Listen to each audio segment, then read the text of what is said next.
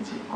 हाँ, एक तो बात उठी थी कि जो हमारे ज्योतिष शास्त्र में जियोसेंट्रिक स्थिति है वो है वास्तव में वही है, पर इसमें मुझे सिर्फ इतना बताना था कि ज्योतिष शास्त्र का विषय मुख्य रूप से काल की गणना है, मैकेनिक्स एंड काइनेमेटिक्स इसका मुख्य विषय नहीं है। और क्योंकि धरती पर खड़े होकर हम ऑब्जर्वेशन ठीक से कर सकते हैं, इस कारण से वो जियोसेंट्रिक सुविधा होने के कारण किया। ये नहीं कि इनकी मान्यता ऐसी हो कि धरती की चारों तरफ सूर्य भ्रमण, ऐसा इनकी मान्यता नहीं है। बस थोड़ा सा मैंने सोचा कि आवश्यक है। दूसरी बात,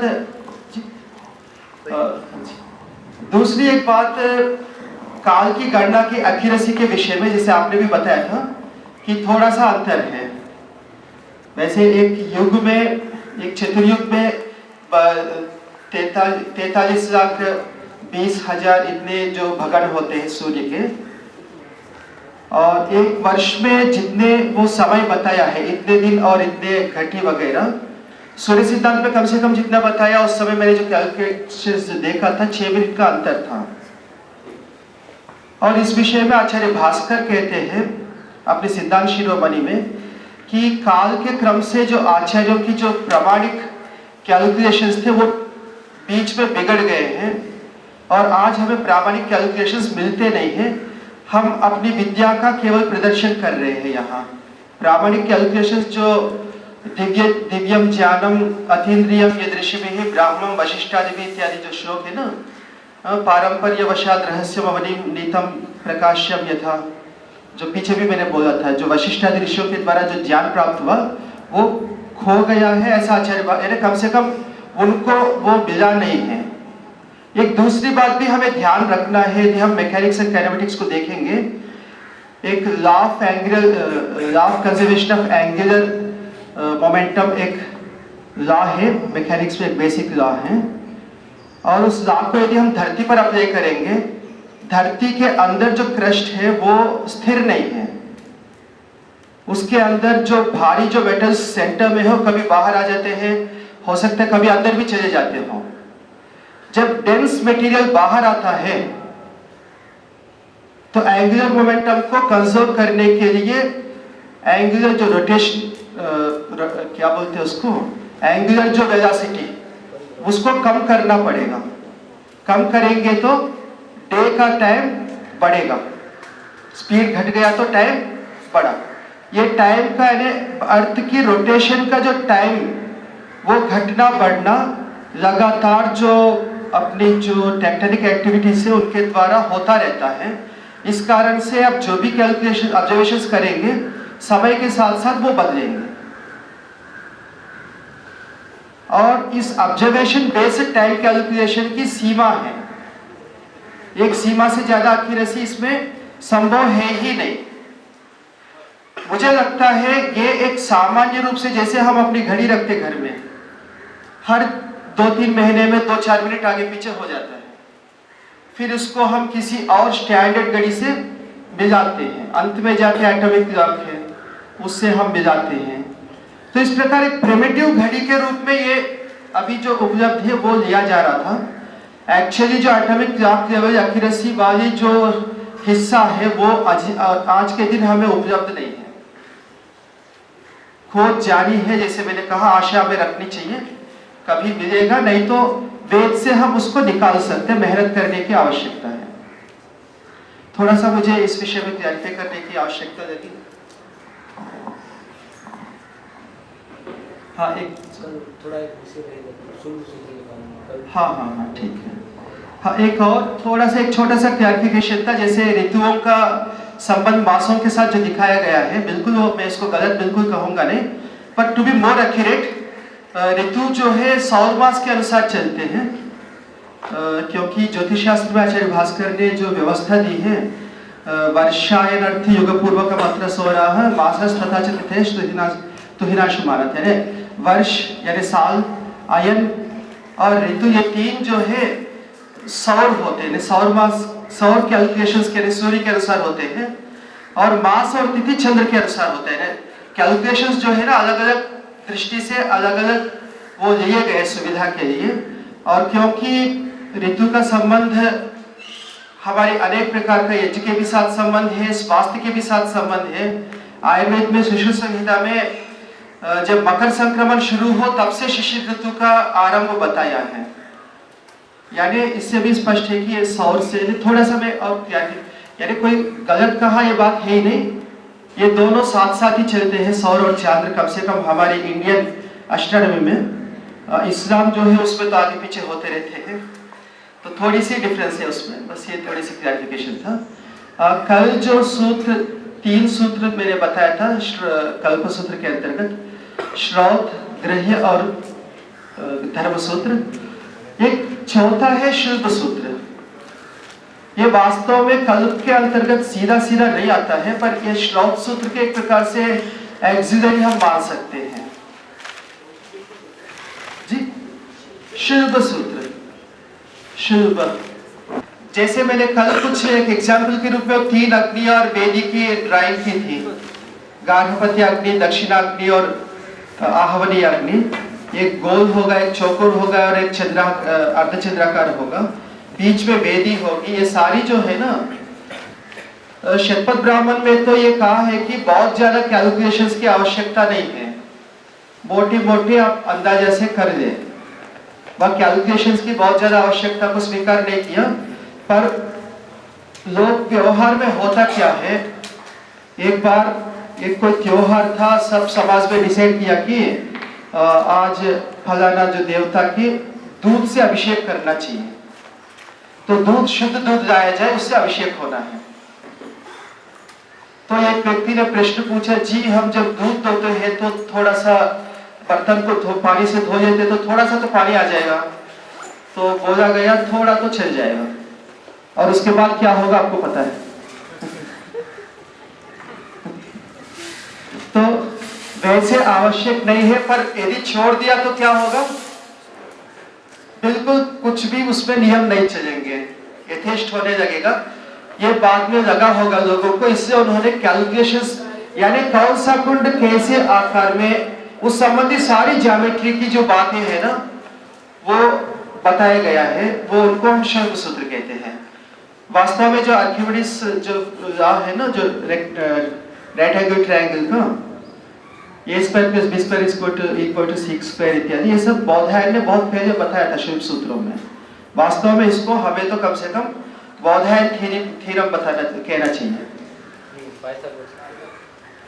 पाइथागोरस, सॉरी, पाइथागोरस ने जो कहा था उसको हमें बौधायन थ्योरम कहना चाहिए। कुछ कोर्सेज में बौधायन कहा भी था, फिर सरकार बदली, फिर उसमें से बौधायन शब्द हटा दिया। ये बहुत बड़ा दौर्भाग्य है कि हमारी शिक्षा नीति सरकार तय करती है, विद्वान तय नहीं करते। शुल्ब सूत्र में काफी सारे बहुत ज्यादा वहाँ ऐसी बातें हैं जो कि आधुनिक जो यहाँ है। एक और भी अपनी बात है तो एक और ये भी कहूँ, कैलकुलस को सबसे पहले किसने इन्वेंट किया था? लोग न्यूटन का नाम बोलते हैं। न्यूटन और लीबनिज़ दोनों का नाम बोलते हैं। वास्तव में ये उनसे करीब 150 वर्ष पहले आचार्य भास्कर ने किया था।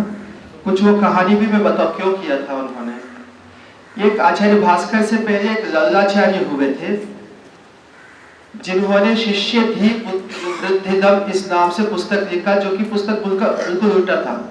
पुस्तक का अर्थ है शिष्यों की बुद्धि बढ़ाने वाला, जबकि वो नाश करने वाला पुस्तक था। उन्होंने सारे फॉर्मूलाज गलत लिखी थी।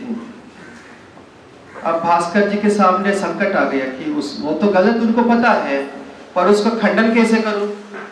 उन्होंने सर्केसियन ऑफ द स्फीयर जो है ना, पता नहीं, मुझे याद नहीं क्या किया था, पर कुछ गलत फॉर्मूला दी थी। अब भास्कर जी के सामने संकट की, अब इसको डिस्प्रूव तो करना पड़ेगा। अब मैं ये कहूँ नया नहीं, ये नहीं है, 4πr² है, मुझे कहना है। उन्होंने पाई तो था ही नहीं, पाई कॉन्सेप्ट नहीं था उनका, जो है ना 2 times the perimeter multiplied by the diameter, इस प्रकार का उनका फॉर्मूला था। तो उसको सिद्ध तो करना पड़ेगा ना, उसके लिए उन्होंने इंटीग्रल कैलकुलस एक टूल स्वयं डेवलप किया। पहले कहीं नहीं मिलता हमें ज्योतिष शास्त्रों की, यानी हमारे वो आचार्य थे आवश्यकता के अनुसार टूल डेवलप करने का सामर्थ्य रखते थे। ठीक है, एक प्रसंग मैंने बोला था। अब वापस मीमांसा पे आ जाएंगे। ये जो ग्रहों के गणित की प्रस्तुतियाँ की गई हैं जी ये सब वक्राकार चलने वाले हैं जी के जो ऑर्बिट्स हैं जी की जो कक्षाएं हैं जी ये सब इलिप्टिकल इस प्रकार के आकार की हैं जी और इनकी गतियों को आप जब तक कैलकुलस समझेंगे नहीं ये समझ ही नहीं सकते। इन्होंने तो केवल उनको उनके सूत्र जी रखे हैं। जी हाँ भास्कराचार्य ने तो सूत्र रखे उनके जी काम तो उनका पहले से समझते थे लोग। नहीं मैं ये नहीं कह रहा हूँ कि पहले नहीं था, यानी हमारे पास सामर्थ्य था, जब आवश्यकता थी तब प्रयोग करते थे। यानी इसको ये जो कॉन्सेप्ट है असल में बिल्कुल उल्टा चलता है कि इसने सबसे पहले ये इन्वेंट किया।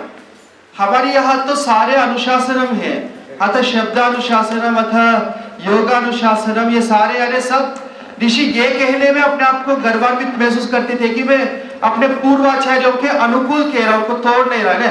किसी ने भी ये नहीं कहा कि सबसे पहले मैं कह रहा हूं, सबसे पहले मैं कह रहा हूं, एक मूर्खता का चिन्ह था यहाँ। जो मैं परंपरा के अनुकूल कह रहा हूं उन्हीं बातों को आज की आवश्यकता के अनुसार रीडिफाइन कर रहा हूं, ये हमारी परंपरा थी। ठीक है, वैसे तो हर प्रत्येक शास्त्र इतना विस्तृत है कि एक एक शास्त्र में कई दिन बोले तो भी वो पूरा नहीं होगा। अभी तो केवल परिचय देना है। हाँ, एक ये बात एक और कर्मकांड और ज्योतिष दोनों से जुड़ी हुई मुझे वो कहना आवश्यक था। वो श्लोक अभी आपके सामने आया है, वेदा ही यज्ञार्थ इह प्रवृत्ता यज्ञ प्रोक्ता स्तेतु कालाश्रयेण इत्यादि जो श्लोक है आगे, यानी यज्ञ जो है काल के आश्रय पर रहते हैं। और इसकी व्याख्या कई बार यह किया जाता है, कई मैंने जो पढ़ा है कि जैसे वसंते ब्राह्मण और अग्नि नादधीता, ब्राह्मण जो है अग्नि का आधार वसंत काल में करे, ग्रीष्म में राजन्यः, शरदि वैश्यः, तो विभिन्न ऋतुओं में अग्नि का आधार करने का वो जो नियम है। तथा प्रतिपद में पूर्णम के बाद जो प्रतिपद है उसमें, प्रतिपद को तो समझ रहे हैं ना सभी, पूर्णम के बाद जो अगला दिन प्रथमा बोलते हैं, प्रतिपद बोलते हैं, तो उसमें जो है पौर्णमासी का विधान है। अमावस्या के बाद जो प्रतिपद है उसमें दर्श का विधान है। हर 4 महीनों में चातुर्मास्य और वसंत के प्रतिपदा में अग्निष्टोम का, इस प्रकार जो है ना विभिन्न यज्ञों की तिथि निश्चित किया गया है, इस समय करना चाहिए। पर मेरे मन में जब मैंने पढ़ा तो एक प्रश्न है कि ये तो बहुत मोटी बात है, जिसको ज्योतिष कुछ भी नहीं पता, उनको पता है कि आज पूर्णिमा है, अगले दिन वो यज्ञ करेंगे, इसके लिए इतना बड़ा शास्त्र की आवश्यकता नहीं है। ज्योतिष तो यहाँ यानी कार्यान्वित हो रहा है, पर इतनी छोटे प्रयोजन के लिए इतना बड़ा ज्योतिष बनाना शायद आवश्यक नहीं है। बाद में जब मैंने वेदाध्ययन किया तो तब मुझे वो समझ में आया। वास्तव में जो कल महद अंड जो बता रहा था उसका निर्माण अस्यवामी सूक्त है ऋग्वेद में, अस्यवामीय सूक्त है, उसका पहला मंत्र अस्यवामा से फलित से होत्र इत्यादि इस प्रकार जाता है। तो उस सूक्त में उस महद अंड की चर्चा है और उसमें जो विभाग है, अलग अलग प्रकार का जो उसका विभाग करने का जो वह वर्णन है, और वो सारे शब्द कालवाचक शब्द है। 360 दिन और 720 अहोरात्र और 5 ऋतु, वैसे ऋतु जो 6 है वास्तव में 5 है, थोड़ा सा वो कंफ्यूजन है, 6 भी है और 5 भी है। 5 है कैरेक्टर्स के अनुसार, 6 है गिनती के अनुसार। 5 जो है ना वसंत, ग्रीष्म, वर्षा, शरद और हेमंत। उत्तर भारत में हेमंत 4 महीने चलता है तो 2 महीने हेमंत कहते, 2 महीने शिशिर कहते। दक्षिण भारत में हेमंत 2 ही महीने चलता है पर वर्षा 4 महीने चलता है, तो उसको पहले को प्रावृत कहते, बाद में वर्षा कहते। कैरेक्टरिस्टिक्स के अनुसार 5 है पर गिनती में वो 6 हो जाते हैं। इसलिए ब्राह्मण ग्रंथों में कई जगह पंचऋतव संवत्सरत से आता है, हमें कंफ्यूज नहीं होना चाहिए। वहाँ जो 5 ऋतु बताया है उसका जो बेस ये है, तो वहाँ 5 ऋतु भी कहा है और वो सारे पार्ट्स ऑफ द महदंड उनका विभाग है। बाद में उन्हीं शब्दों को काल की गणना में प्रयोग किया गया। ये बातें हमें समझनी, क्योंकि मनुस्मृति में मनु जी कहते हैं वेद शब्देभ्य एवादो पृथक संस्थाश्च निर्ममे सर्वेषां तु नामानि कर्माणि च पृथक पृथक वेद शब्देभ्य एवादो पृथक संस्थाश्च निर्ममे। कहते हैं कि सभी वस्तुओं का जो नाम है ना, अब ये वृक्ष है, ये वृक्ष नाम किसने कब कैसे रखा, ये प्रश्न है ना। ये जितने भी वस्तु है इन सब के जो शब्द है किसने रखा, कहाँ से रखा। तो मनु जी कह रहे हैं कि ये सब वेद के शब्दों से ही इनका नाम रखा गया है। वेद के उन शब्दों के जो कैरेक्टर्स जहाँ उस प्रकार यानी एग्जीक्यूट होते हुए जो कहते हैं ना, वो लागू होते हुए जो दिखते हैं, वहाँ उस नाम का प्रयोग किया गया। ये सब नाम बाद में रखे हैं जी। अर्थवाही शब्द कहते हैं उसे। जी जी हाँ, जी हाँ, बिल्कुल। और संस्कृत में सारे अर्थवाही हैं। इसको यौगिक भी कहते हैं। जो मैं कह रहा था ना, धातु से उत्पन्न है सारे शब्द, यानी उनका उस क्रिया के साथ संबंध, यानी कुछ अर्थ के साथ संबंध जुड़ता है। और उस तत्व को समझने के लिए ये सारे यज्ञों का विधान है। ये अग्निहोत्र आदि बहुत प्रिमिटिव है, प्रतिदिन वो करने। प्रिमिटिव का मेरा फिर वो दूसरा अर्थ मत लीजिएगा। शब्द कई बार जो है ना, उपयुक्त शब्द मिलते नहीं है तो कुछ बोल देते हैं, भाव समझने का प्रयास करें। आगे जाके जो अग्निष्टोम है वो भी एक प्रकार से जो विधान देखेंगे तो बहुत साधारण से है। आगे अयन याग है जो साल भर चलता है, उसमें साल के विभिन्न समयों की, वास्तव में साल के समयों की नहीं, उस महदंड के विभिन्न अवयवों की वहां उस याग में वो व्यवस्था बताया जाता है। बहुत सूक्ष्म विज्ञान है। अब इसको बहुत ज्यादा वर्णन है, मैं केवल एक आइडिया दे रहा हूं कि इस प्रकार की बातें वहां है।